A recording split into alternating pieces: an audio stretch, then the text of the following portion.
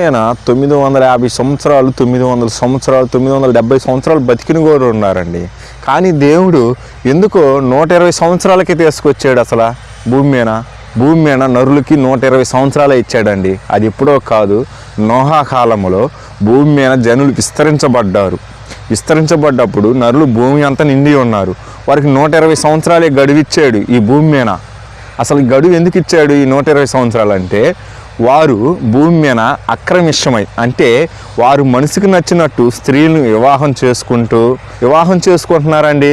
వీళ్ళు దేవుడి కుమారులని అసలు ఇది ఎరక్క, వారు చక్కని కుమార్తెలు, నరులు కుమార్తెలని ఎవరికి నచ్చినట్టు వారు మనసుకు 1 కాదు 2 పెళ్ళిళ్ళు 3 పెళ్ళిళ్ళు చేసుకుంటున్నారండి. అప్పుడు దేవుడు చూసి అంటున్నాడు, నా ఆత్మ నరులతో ఎల్లప్పుడూ వాదించను, ఎందుకంటే వారు అక్రమిష్టంలో నరమాతులై ఉన్నారండి. తలంపుల్లో కానీ వారి క్రియల్లో కానీ కేవలం చెడ్డదని దేవుడు చెబుతున్నాడు. వారు అక్రమిష్టంలో కానీ చెడిపోయారండి. నరులు భూమి మీద అంతగా చెడిపోయారు.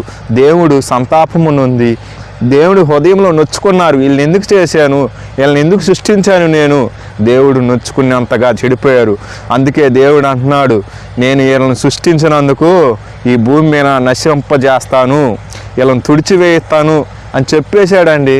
భూమి మీద దేవుడు ఏదైనా ఒక నిర్ణయం తీసుకున్నాడంటే అది జరగాల్సిందే ఈ భూమి మీద. అలాగే 120 సంవత్సరాలు వాళ్ళకు గడివిచ్చేశాడు.